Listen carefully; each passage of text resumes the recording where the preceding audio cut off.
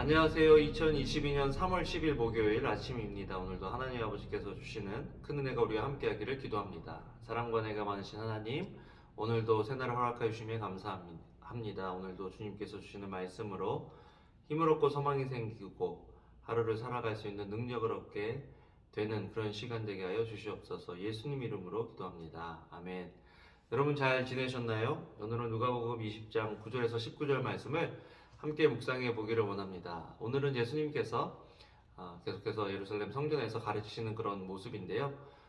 종교 지도자들과 특별히 율법학자들, 또 대제사장들, 서기관들, 바리새인들 이런 사람들하고 계속해서 지금 논쟁이 있는 그런 상황인 거죠. 그런 상황에서 예수님께서 비유를 들어서 말씀하시는데 그 비유가 바로 어떤 사람이 포도원을 만들어서 농부에게 세를 주는 거죠. 세를 주고 이제 멀리 떠나 있다가 세를 받으려고 종을 보냈는데 처음에 종을 보냈더니 때려서 보내고 두 번째 종을 보냈더니 때리고 모욕하고 빈손으로 보내고 세 번째 종들도 상처를 입혀서 보내는. 그래서 주인이 생각할 때 이 사람들이 내가 아들을 보내면 나처럼 존중해 주겠지 하고 아들을 보냈는데 아들을 죽이는. 그래서 하나님께서 그 주인이 그 농부들을 죽이고 포도원을 다른 농부들에게 줄 것이다 라고 하시는 그런 비유를 들어서 말씀을 하고 계신데요. 이 비유는 예수님 이전에 하나님께서 이스라엘 백성들을 돌이키게 하기 위해서 계속해서 선지자들을 보내시거든요. 그런데 어떤 선지자는 때리고 어떤 선지자는 모욕하고 어떤 선지자는 심지어 죽이기까지 하는 그런 일들을 이스라엘 조상들이 저지른 것에 빗대서 예수님께서 지금 이야기하고 계시는 부분들입니다.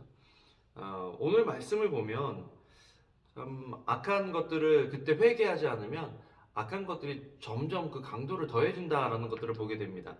10절에 보면 종을 농부들에게 보내 열매 소치를 얼마를 받아오라고 했다. 뭐 전부를 받아오라고 그런 것도 아니고 얼마를 받아오려고 당연한 거잖아요. 새로.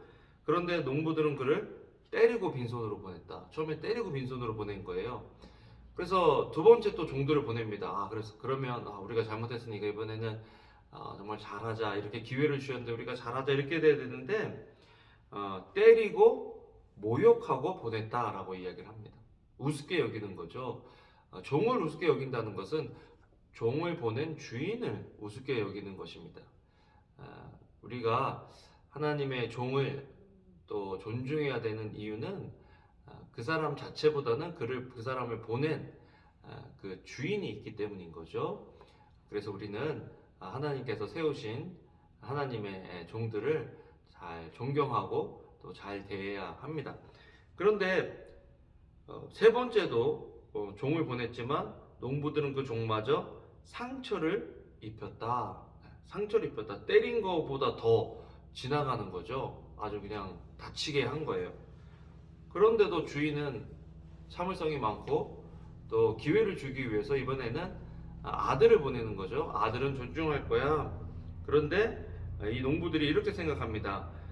상속자니 그를 죽이자. 그러면 그 유산이 우리 것이 될 것이다. 자꾸 악에서 돌이키지 않으면 악한 생각이 더 악해지고 나중에는 그 악이 엉뚱한 결론을 내는 거예요. 이게 참 말도 안 되는 거잖아요.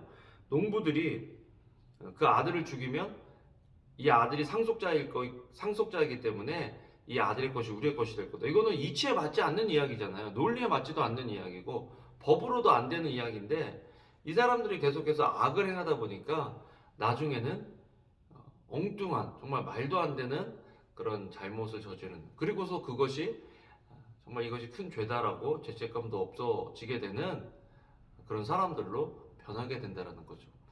그런데 이런 모습이 율법학자와 대제사장들에게 있다라고 지금 예수님이 꼬집어서 말씀하시는 거거든요. 19절에 보면 율법학자들과 대제사장들은 이 비유가 자기들을 가리켜 하시는 말씀인 것을 알고 당장 예수를 체포할 방도를 모색했습니다. 그러나 그들은 백성을 두려워했습니다. 이 말씀을 듣고 회개하면 이 사람들도 돌이킬 건데 이 사람들은 이 말씀을 듣고 회개하지 않는 거예요.